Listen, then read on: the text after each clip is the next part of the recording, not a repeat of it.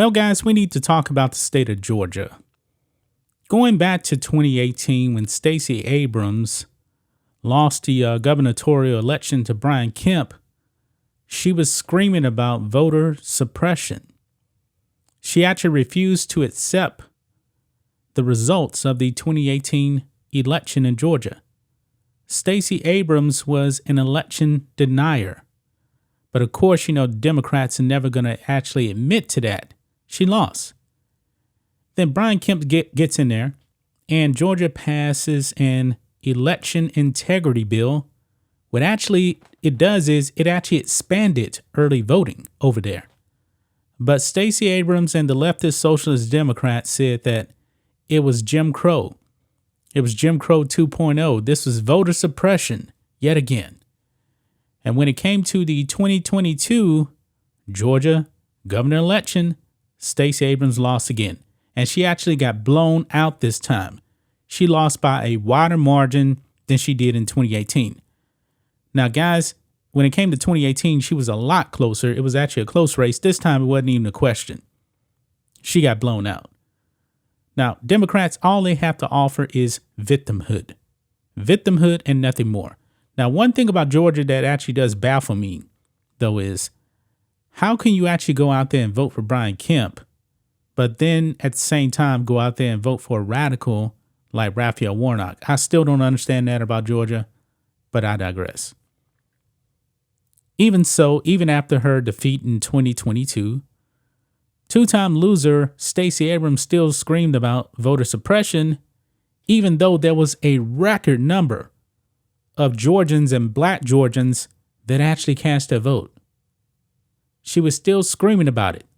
The only thing that Stacey Abrams was actually going to accept was she be installed as the governor, when it's clear that Georgia just didn't want her. She's not a good politician. She's a loser. Well, guys, this new poll, it really put the new Georgia voting laws to the test. And black people seem to have just flat out rejected the false claims of Stacey Abrams, Joe Biden, Raphael Warnock. Here we go, guys. Look at this. Poll: 0% of black voters say they had a poor experience voting in Georgia.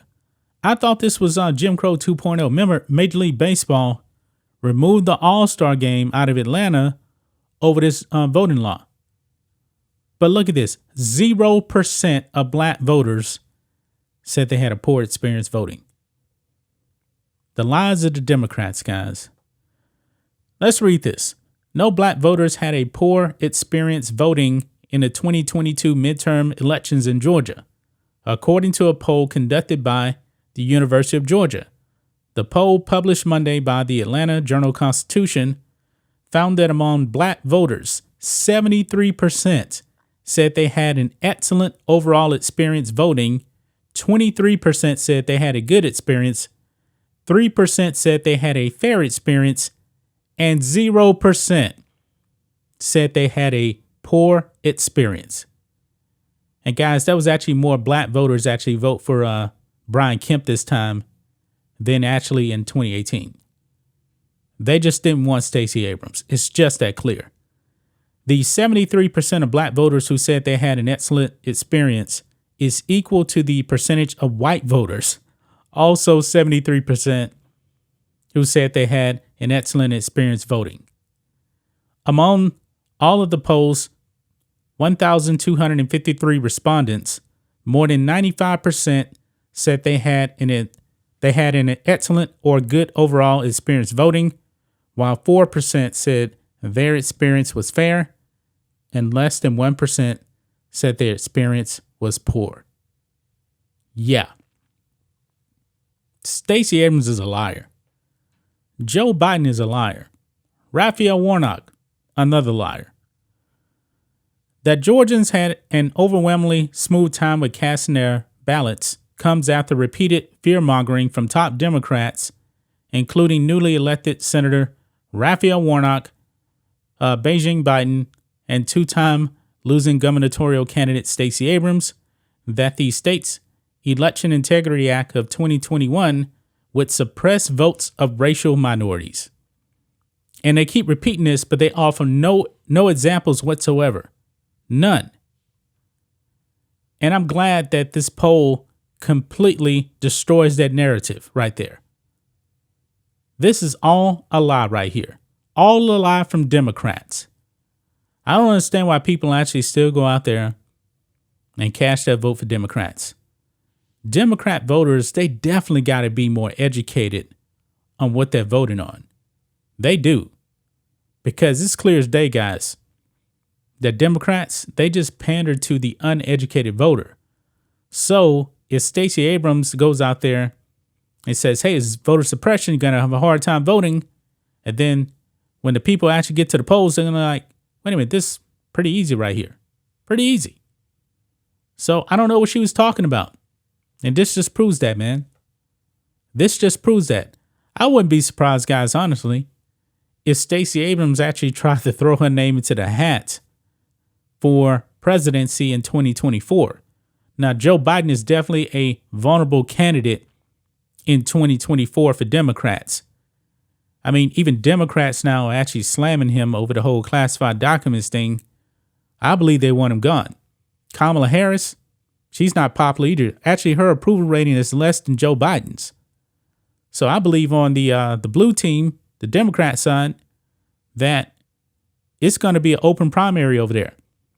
Stacey Abrams may actually throw a name into the hat, but she'll lose. She's not going to beat a Gavin Newsom. She's just not.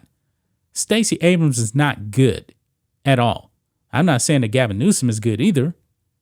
You know what, guys? Know who honestly Democrats should actually consider running in 2024, and this person probably will have a shot, but I don't think he is left wing enough for them. Joe Manchin. Joe Manchin has kind of floated that idea that he may consider actually running for president in 2024. He's not a far leftist, but the Democrats, I believe they're going to want somebody that checks the boxes. Joe Manchin at the end of the day is still an old white guy. Now, Gavin Newsom is too. Maybe they'll try to get Eric Adams to throw his name into the hat. But Stacey Abrams, nah. No, she's just not good. Stacey Abrams is truly a liar and a loser. That's just my thoughts on this. What do you guys think of this? Black and White Network fans, let us know what you think about all this in the comments. Make sure you subscribe to the channel, and we'll catch you next time.